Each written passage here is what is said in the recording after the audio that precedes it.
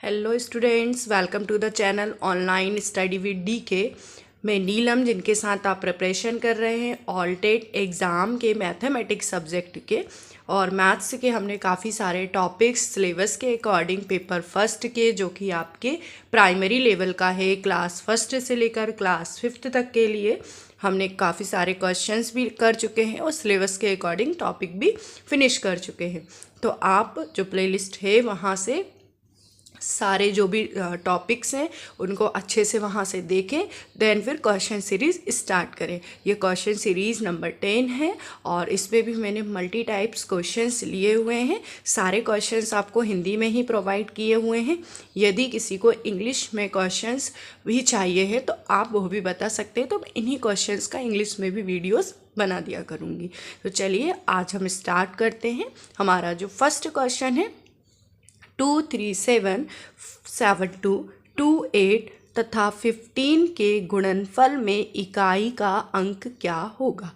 ये क्वेश्चन जो है यूनिट डिजिट से लिया हुआ है और यहाँ पर आपको बताना है कि जो इनका यूनिट प्लेस पर जो डिजिट है उसके गुणनफल क्या होंगे। तो देखिए, सबसे पहले तो इकाई अंक की यहाँ पर बात हो रही है। तो जब इकाई अंक की बात है तो हमें बाकी नंबरों से कोई भी मतलब नहीं है, सिर्फ हमें इकाई का अंक लेना है।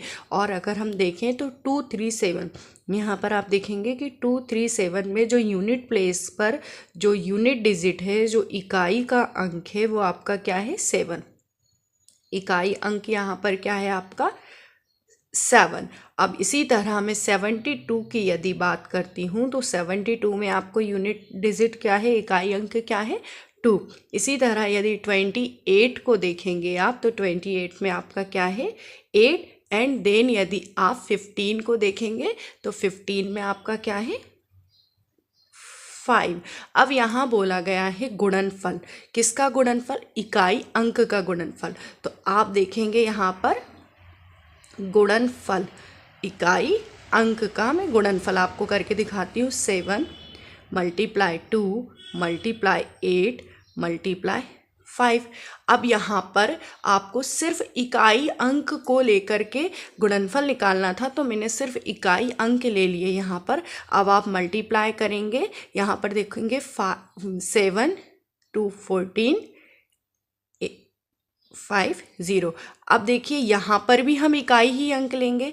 4 × 0 → 0। तो आपका जो इकाई अंकों का जो गुणनफल है वो आपको यहाँ पर क्या मिल गया है 0। तो जब भी यूनिट डिजिट वाले क्वेश्चंस आते हैं, जब भी आपको इकाई अंक का गुणनफल या इकाई अंक का योग निकालने की बात होती है, तो आप सिर्फ वहाँ पर इकाई अंक लेंगे और उनका वहाँ पर गुणनफल निकाल लेंगे।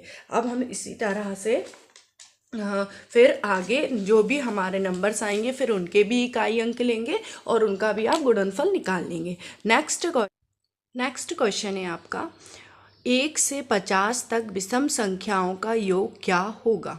1 से 50 तक के जो ऑड नंबर हैं उनका सम क्या होगा। आपको यहाँ पर सबसे पहले तो 1 से 50 तक के ऑड नंबर हैं वो फाइंड करना है, देन ये उसका सम निकालना है। तो सबसे पहले तो विषम संख्याओं का जो योग का जो सूत्र होता है, जो फॉर्मूला होता है, वो होता है n²।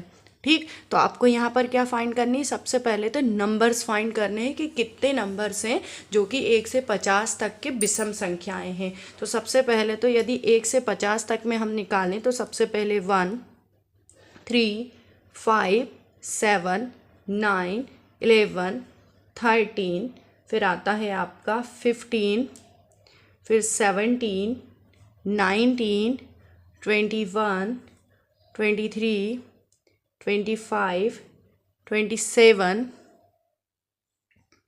27 और 29 31 33 35 37 39 41 43 45 47 और 48। 9। तो ये आपकी जितने भी हैं ऑड नंबर हैं, विषम संख्याएं हैं, तो आप इस तरह से इन्हें निकाल सकते हैं। वे नंबर जिन नंबरों में 2 से डिवाइड नहीं होता वे सभी आपके ऑड नंबर कहलाते हैं। तो अब यहाँ पर देखेंगे कितने नंबर्स हुए, आप इन्हें काउंट करेंगे तो ये ओवरऑल 25 नंबर से, कितने नंबर से 25 नंबर हैं। तो n स्क्वायर मतलब आपका 25 का स्क्वायर मतलब 625। तो आपका जो विषम संख्याओं का योग हुआ वो क्या हुआ, 625। तो इस तरह से आप विषम संख्याओं का योग या सम संख्याओं का योग जिन भी नंबरों से निकालना है, फॉर्मूला आपका याद है यदि, तो आप यूज़ करके निकाल सकते हैं। अब नेक्स्ट क्वेश्चन देखते हैं। नेक्स्ट क्वेश्चन से पहले मैंने विषम संख्याओं को लेकर के एक छोटा सा नोट यहाँ पर दिया हुआ है, तो आप देखिए किस तरह से निकाल सकते हैं डायरेक्ट। यदि आपको एग्ज़ाम में कोई भी प्रॉब्लम होती है तो विषम संख्याओं की कुल गिनती निकालने के लिए आपको क्या निकालना है, या कुल गिनती निकालने के लिए अंतिम सम संख्या को आधा कर देते हैं।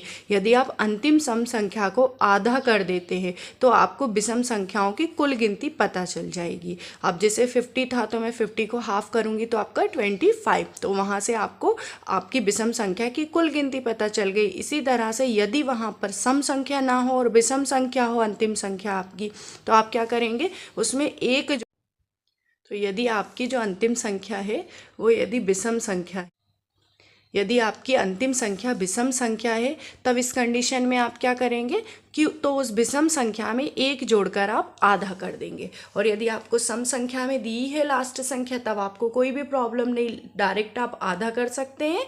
और यदि अंतिम में आपकी विषम है तो आप पहले उसमें 1 ऐड करेंगे और देन फिर उसके बाद में आप आधा करेंगे। नेक्स्ट क्वेश्चन है स्थानीय मान और नेक्स्ट क्वेश्चन है क्यूब रूट है 13824 का रूट ऑफ नंबर जो भी है आपका, यदि आप मल्टीप्लाई करते हैं तो आपको 864 मिलता है।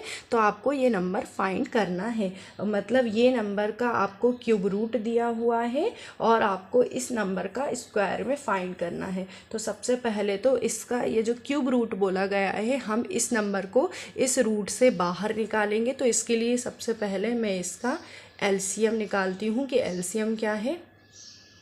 ठीक, सबसे पहले हम 2 से ही लेंगे। 2 6 टाइम 9 1 2, फिर अगेन 2 3 4 5 6, फिर अगेन 2 7 2 एंड 8, फिर अगेन आपका 2 से ही होगा 8 टाइम 6 टाइम 4 टाइम, फिर अगेन 2 ही आएगा 4 3 2, फिर अगेन 2 2 1 6, फिर आप अगेन फिर लेंगे तो 1 0 8, फिर आपका 5 टाइम एंड 4 टाइम। अब आप 2 से फिर कर सकते हैं यहाँ पर, तो आपका 27, 3 से आपका 9 एंड 3 एंड 3 1 जा 3। तो आप यहाँ क्यूब रूट है मतलब आपको 3 3 के पेयर्स यहाँ पर बनाने हैं। तो आपका क्या सॉल्यूशन आपका क्या होगा, 2 मल्टीप्लाई 2 मल्टीप्लाई 2 मल्टीप्लाई 3 और अंडर रूट ऑफ आप यहाँ पर x लेंगे और ये आपका होगा 864। अब आपका जो भी नंबर आया है इस नंबर में हम इस नंबर से डिवाइड करेंगे, तो root of x is equals to होगा आपका 864 अपॉन 8 3 ज़ा 24।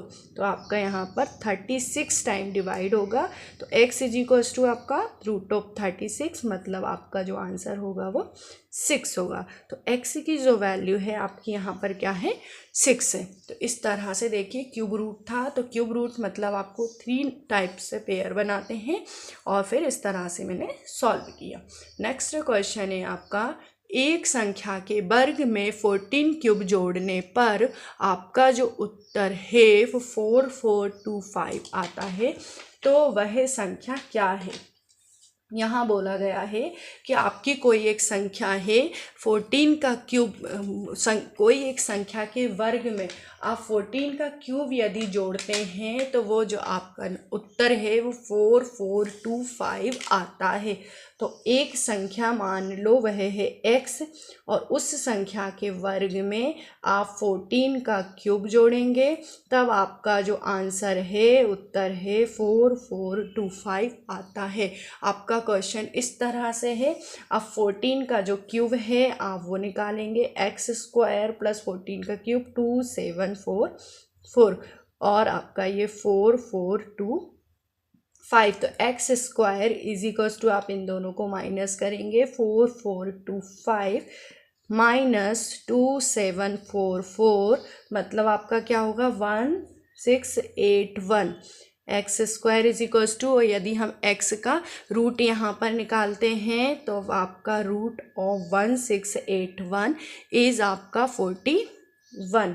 तब आप यहाँ से देख सकते हैं कि क्वेश्चन आपको बोला था कि एक संख्या के वर्ग में 14 का क्यूब जोड़ने पर उत्तर 4425 आता है, तो वह संख्या क्या है। तो क्वेश्चन हम इस तरह से मैंने फॉर्मेट क्रिएट किया और देन हमने आंसर फाइंड किया। आप सभी क्वेश्चंस को अच्छे तरह से सॉल्व करें। क्वेश्चन सीरीज़ पूरी एक एक करके भी देखेंगे तो आपके एग्ज़ाम के सारे टीचिंग एग्ज़ाम के जो कि प्राइमरी लेवल पर होते हैं आपके लिए काफ़ी यूज़फुल होंगे। और आप चाहें तो प्लेलिस्ट में जा कर के कंप्लीट सिलेबस जो दिया हुआ है एक्सप्लेनेशन फॉर्म में, वो भी आप वहाँ से देख सकते हैं।